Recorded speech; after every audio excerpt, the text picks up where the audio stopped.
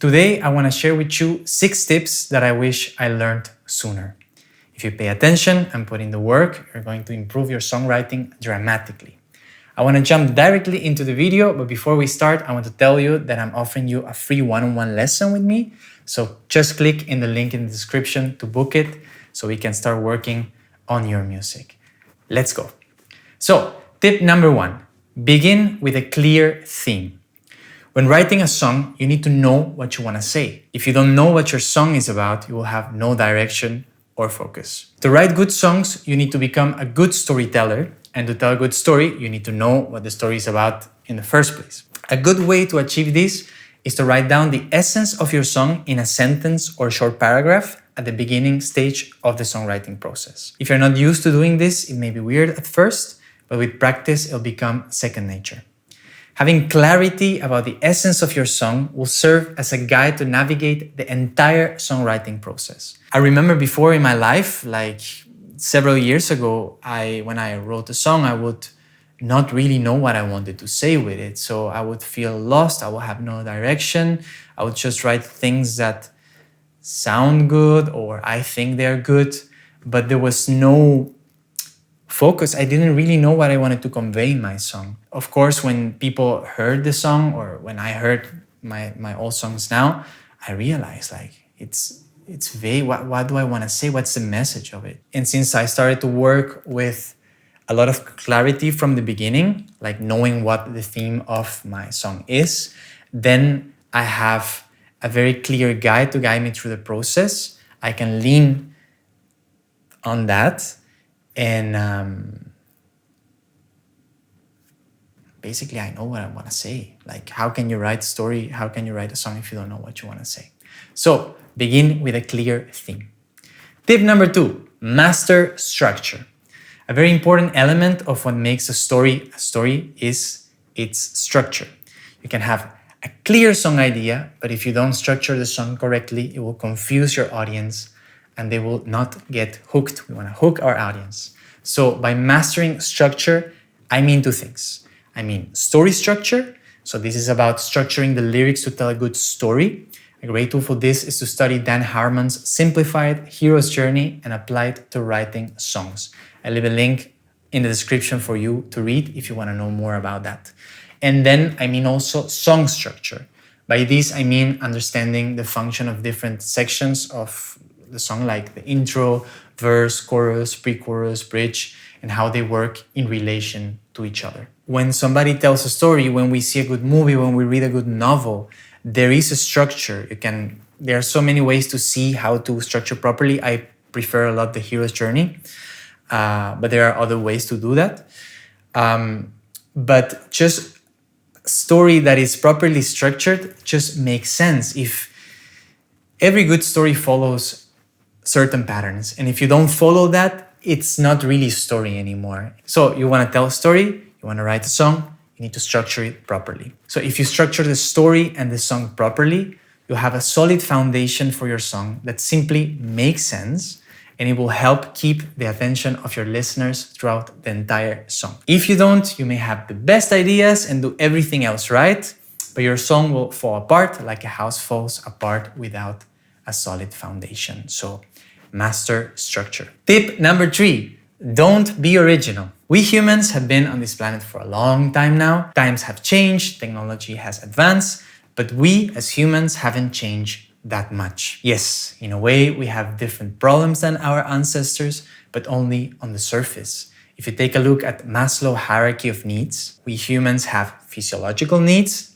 like these are basic necessities of life, such as food, water, shelter, and sleep. Then we have safety needs. These are the needs for security, stability, and protection, such as having a safe place to live and work. Then we have belonging needs. These are the needs for social interaction, love, a sense of belonging, such as having friendships and intimate relationships. Then we have esteem needs. These are the needs for self-esteem and recognition and respect for others, such as having a good reputation and feeling accomplished. And finally, we have self-actualization needs, and these are the needs for personal growth, fulfillment, and self-actualization, such as pursuing personal goals and realizing one's full potential.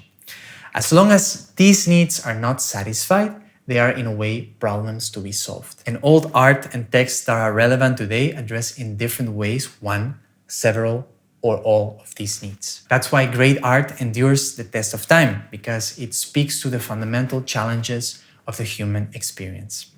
Here's a quote attributed to French philosopher André Gide. I don't know how to pronounce that properly in French, but I did my best. And I think he puts it brilliantly. He said, "Everything that needs to be said has already been said. But since no one was listening, everything must be said again."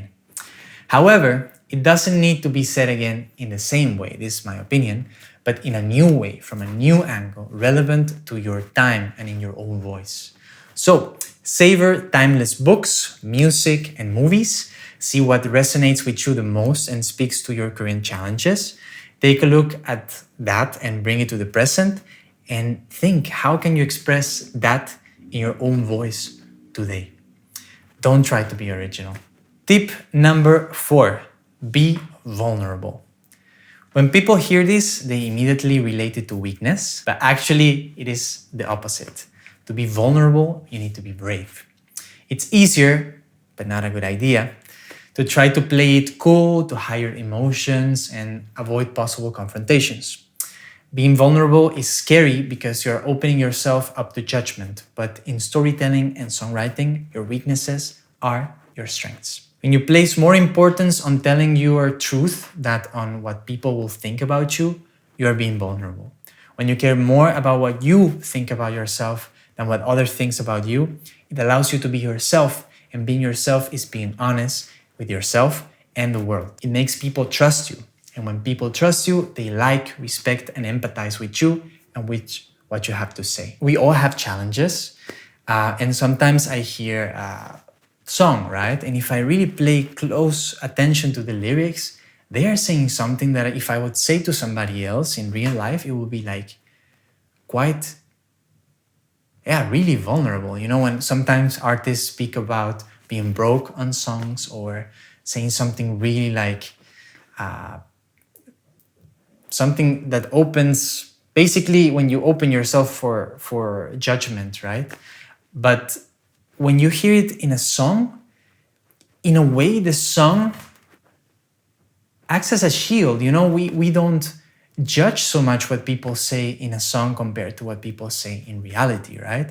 Like in reality, no one is walking the street saying, "I love you," and this and that, or I messed it up here, or we don't do that, right? We try to keep it for ourselves. We maybe talk it with people that we trust and we know they are going to understand us. But the beautiful thing is that in a song, you're kind of protected to be vulnerable, to say what's going on inside of you. And it's not so weird. We are used to that. So the more vulnerable you become, the more honest and true to yourself you become. So don't be afraid to be vulnerable, especially in your song. I would recommend you to be in your life also vulnerable. But if that's difficult for you, at least start with a song. You're protected there. The more vulnerable you become, the more honest and true to yourself you become, and people will want to listen. They will listen not because of pity or to do you a favor, but because by telling your truth, you're speaking to the truth inside of them. You're talking to their core. They feel understood and they see themselves in your story. The downside of being vulnerable is that, and speaking your truth, is that you become polarizing. What does this mean? Like when you're just a lukewarm person, let's say you're not vulnerable, you don't say what you believe in, you don't say anything that can annoy anyone, right? You're lukewarm. And that means mostly people would not love you crazily, but they will not hate you neither, right? But in the moment you are honest with yourself, you speak your truth and you become vulnerable, you become polarizing. This means that you stand for something and then you are gonna annoy some people, or some people are gonna hate you or not like you. But on the other hand, you're gonna be loved by other people that share what you have to say or they believe what you believe, right? So it is scary to be vulnerable and to become polarizing, but lukewarm doesn't get you anywhere. And that this doesn't mean to become provocative for the sake of it. You don't want to be provocative. You just want to know yourself, know what you believe in, try to improve those beliefs if you can, but just speak your truth, and that's it. Just for yourself, not for other people, for yourself. So to write good songs that appeal to your audience and make people want to love you a lot, and some other people hate you, but that's a good thing, be vulnerable. Tip number 5, study your musical heroes. Writing songs is not easy, but you are not alone on your music path. The artists you love are your mentors, and the music they make are the blueprints. By studying your favorite artists and analyzing their work, you'll be able to understand what you love about each of those artists and songs and isolate those principles, techniques, and ideas to use in your own creations. A great book that explains this is Still Like an Artist by Austin Kleon. I recommend you to read it. This book goes back and deeper into this thing of not trying to be original. That's where I got the idea for that tip. And before reading this book, I always tried to do something new, right? I wanted to create something that nobody ever heard before, and I'm gonna come up with this new thing, and it's gonna be amazing. And then I will have such pressure on me, and I would sit at my desk and I would wanna write something, and nothing will come up, right? And I will be frustrated. I will have a lot of self-doubt if I'm really made for this and whatever. And eventually I found the book, Steal Like an Artist, and basically the author says, good artists steal.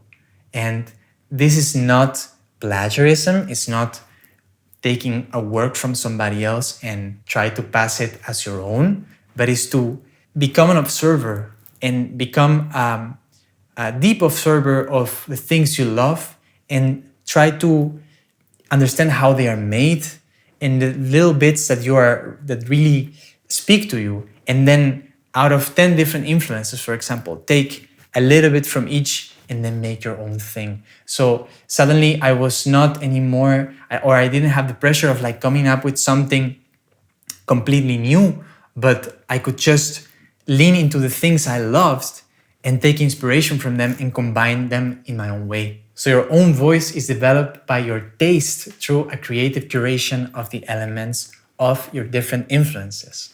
By developing the skills to analyze the artist and the music you love, you'll be able to borrow or steal different elements from different influences, and that's how you find your voice. So study your musical heroes and let them guide you on your music journey. Remember that it's okay to be influenced by others as long as you use those influences to create something unique and personal. And finally, and maybe the most important one, in a way, is tip number 6, which is write consistently. The previous tips will help you a lot to make better songs, but the only way to see results is to sit down and write. There are no escapes or shortcuts to this. It's simple, but it's not easy. The more you write, the better you become. That's it. And if you're serious about writing songs, you need a songwriting routine. If you don't make time for songwriting, other people and obligations will just get in the way, and the days will pass by without results. A good songwriting routine needs to be defined, simple, enjoyable, and realistic in a way that you're going to be able to keep it for the long run. If you don't have one yet, start with writing songs for 15 minutes a day, 5 days a week. And it doesn't need to be long, you just need to create the habit. And once you establish the habit, it will become part of you, and you can make the songwriting moments longer in the future if you want or need. The more you write, the more you're gonna learn what works and what doesn't, and you'll also be able to refine your creative approach so the process becomes easier. So, do you want to take songwriting seriously? Install a songwriting routine. Thanks a lot for staying till the end. I hope you found these 6 tips useful. I wish I found them sooner in my journey, but I needed to go some hardships in order to find them, and I'm excited to share them with you so you can save time and pain. I would love to know which tip resonated the most with you today, so feel free to share that with me in the comments. And before I go, I want to remind you to book your free one-on-one lesson with me via the link in the description.